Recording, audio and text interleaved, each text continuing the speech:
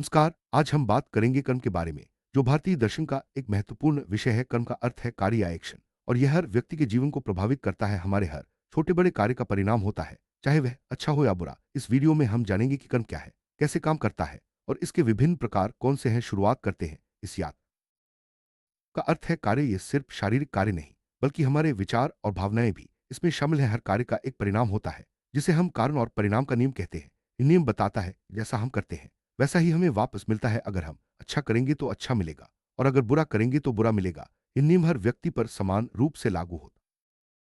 कारण और परिणाम का नियम जीवन में हर जगह लागू होता है। जब हम कोई कार्य करते हैं तो उसका असर हमारे जीवन में जरूर दिखता है।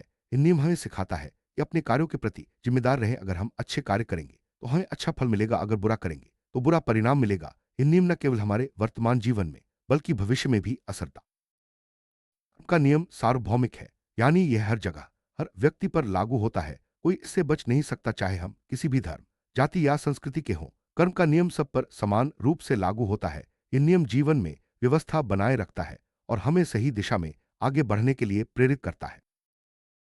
सिर्फ हमारे कार्यों तक सीमित नहीं है, बल्कि हमारे विचार और भावनाएं भी इसमें शामिल है। हमारे हर विचार, भावना और कार्य रिकॉर्ड होते हैं। उनका परिणाम तुरंत मिल सकता है, कुछ समय बाद मिल सकता है, या अगले जन्म में भी मिल सकता है। हमारा वर्तमान जीवन हमारे पिछले कर्मों का परिणाम है, और आज हम जो कर रहे हैं वही हमारा भविष्य बनाएगा।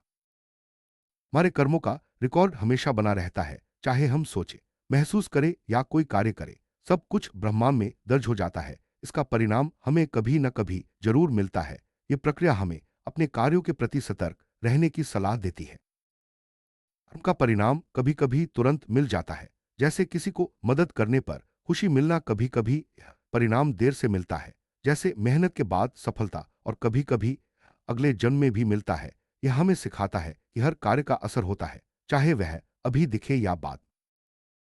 हमारा वर्तमान जीवन हमारे पिछले कर्मों का परिणाम है। जो हम पहले कर चुके हैं वही आज हमारे जीवन में दिख रहा है। यह हमें सिखाता है कि अपने वर्तमान कार्यों के प्रति जिम्मेदार रहें, क्योंकि वे भविष्य में हमारे जीवन को प्रभावित करेंगे। आज हम जो कर रहे हैं वही हमारा भविष्य बनाएगा। अगर हम अच्छे कर्म करेंगे तो भविष्य में सुख और सफलता मिलेगी, अगर बुरा करेंगे तो दुख और परेशानियां आएंगी। इसलिए अपने कार्यों के प्रति हमेशा सतर्क रहें।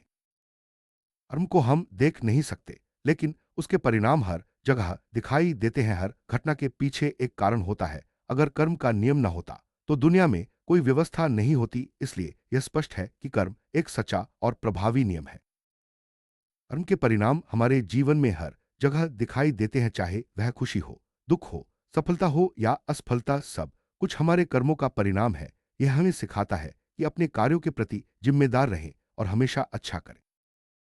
अगर कर्म का नियम न होता तो दुनिया में कोई व्यवस्था नहीं होती। हर घटना के पीछे एक कारण होता है, और यही कर्म का नियम है। यह नियम हमें जीवन में अनुशासन और व्यवस्था सिखाता है। कर्म तीन प्रकार के होते हैं: संचित कर्म, प्रारब्ध कर्म और क्रियमान कर्म। संचित कर्म पिछले जन्मों के सभी कर्मों का संग्रह है। प्रारब्ध कर्म वे हैं जो अभी फल दे रहे हैं। क्रियमान कर्म वे हैं जो हम वर्तमान में कर रहे हैं। संचित कर्म हमारे पिछले जन्मों के सभी कर्मों का संग्रह है। यह हमारे जीवन के हर पहलू को प्रभावित करता है। जब तक संचित कर्म समाप्त नहीं होते तब तक जीवन का चक्र चलता रहता है। प्रारब्ध कर्म वे हैं जो अभी फल दे रहे हैं। हमारे वर्तमान जीवन में जो घटनाएं घट रही हैं वे प्रारब्ध कर्म का परिणाम है। यह हमें सिखाता है कि वर्तमान को स्वीकार करें और आगे बढ़े। क्रियमान कर्म वे हैं जो हम वर्तमान में कर रहे हैं। यह हमारे भविष्य को प्रभावित करते हैं। अगर हम अच्छे कर्म करेंगे तो भविष्य में सुख मिलेगा, अगर बुरा करेंगे तो दुख मिलेगा।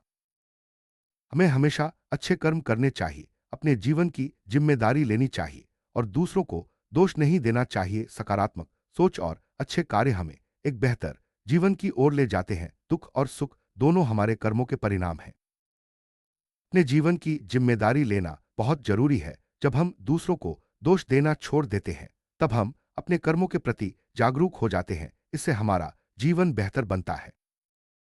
सकारात्मक सोच और अच्छे कार्य हमें एक बेहतर जीवन की ओर ले जाते हैं। जब हम सकारात्मक रहते हैं तो हमारे कर्म भी अच्छे होते हैं और जीवन में सुख मिलता है। दुख और सुख दोनों हमारे कर्मों के परिणाम हैं। अगर हम अच्छे कर्म करेंगे तो सुख मिलेगा, अगर बुरा करेंगे तो दुख मिलेगा। यह हमें सिखाता है कि अपने कार्यों के प्रति सतर्क रहें। शरीर मर जाता है, लेकिन आत्मा और कर्म समाप्त नहीं होते। मृत्यु के बाद हमारे कर्म हमें एक नए जन्म की ओर ले जाते हैं। इसलिए जीवन एक चक्र है: जन्म, कर्म, मृत्यु, पुनर्जन्म। शरीर मर जाता है, लेकिन आत्मा और कर्म समाप्त नहीं होते। आत्मा अमर है और कर्म का चक्र चलता रहता है। मृत्यु के बाद आत्मा अपने कर्मों के अनुसार नया जन्म लेती है। जीवन एक चक्र है: जन्म, कर्म, मृत्यु और पुनर्जन्म। यह चक्र तब तक चलता रहता है जब तक संचित कर्म समाप्त नहीं होते। यह हमें सिखाता है कि अपने कर्मों के प्रति सतर्क रहें। मृत्यु के बाद आत्मा अपने कर्मों के अनुसार नया जन्म लेती है। यह प्रक्रिया तब तक चलती रहती है जब तक आत्मा अपने संचित कर्मों से मुक्त नहीं हो जाती। हम कर्म से बच नहीं सकते, लेकिन उससे ऊपर उठ सकते हैं। यह संभव है आत्मज्ञान के माध्यम से। जब हम समझते हैं कि हम शरीर नहीं बल्कि आत्मा है, तब हम कर्म के चक्र से मुक्त हो सकते हैं। आत्मज्ञान का अर्थ है अपने असली स्वरूप को पहचानना। जब हम समझते हैं कि हम शरीर नहीं बल्कि आत्मा है, तब हम कर्म के चक्र से ऊपर उठ सकते हैं। यह ज्ञान हमें शांति और मुक्ति देता है। कर्म का चक्र तब तक चलता रहता है जब तक आत्मा अपने संचित कर्मों से मुक्त नहीं हो जाती। यह चक्र जीवन, मृत्यु और पुनर्जन्म के रूप में चलता रहता है। कर्म और आत्मा का संबंध गहरा है। आत्मा अमर है और कर्म का चक्र चलता रहता है। जब आत्मा अपने कर्मों से मुक्त हो जाती है, तब उसे मोक्ष मिलता है। मोक्ष का अर्थ है कर्म के चक्र से मुक्त होना। जब आत्मा अपने संचित कर्मों से मुक्त हो जाती है, तब उसे मोक्ष मिलता है। यह अंतिम लक्ष्य है। कर्म का प्रभाव हमारे जीवन के हर पहलू पर पड़ता है, चाहे वह संबंध हो, स्वास्थ्य हो या सफलता। सब कुछ हमारे कर्मों का परिणाम है। हमारे संबंध भी हमारे कर्मों का परिणाम है। अगर हम दूसरों के साथ अच्छा व्यवहार करेंगे तो संबंध मजबूत होंगे। अगर बुरा करेंगे तो संबंध टूट सकते हैं।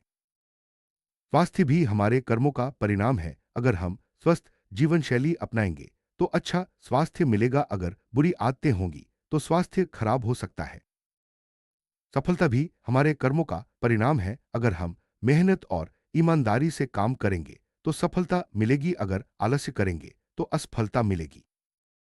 समाज भी हमारे कर्मों से प्रभावित होता है। अगर हम समाज के लिए अच्छा करेंगे तो समाज में शांति और विकास होगा। अगर बुरा करेंगे तो समाज में अशांति आएगी। प्रकृति भी हमारे कर्मों से प्रभावित होती है। अगर हम प्रकृति का सम्मान करेंगे तो पर्यावरण अच्छा रहेगा। अगर हम प्रकृति का नुकसान करेंगे तो पर्यावरण खराब हो जाएगा। शिक्षा भी हमारे कर्मों का परिणाम है। अगर हम मेहनत से पढ़ेंगे तो ज्ञान मिलेगा। अगर लापरवाही करेंगे तो शिक्षा अधूरी रह जाएगी। धन भी हमारे कर्मों का परिणाम है। अगर हम ईमानदारी से कमाएंगे तो धन मिलेगा। अगर गलत तरीके अपनाएंगे तो धन खो सकता है। समय का सही उपयोग भी कर्म का हिस्सा है। अगर हम समय का सही उपयोग करेंगे तो जीवन में सफलता मिलेगी। अगर समय बर्बाद करेंगे तो पछतावा होगा। लक्ष्य भी हमारे कर्मों से जुड़े होते हैं। अगर हम सही दिशा में मेहनत करेंगे तो लक्ष्य हासिल होंगे। अगर भटकेंगे तो लक्ष्य दूर हो जाएंगे।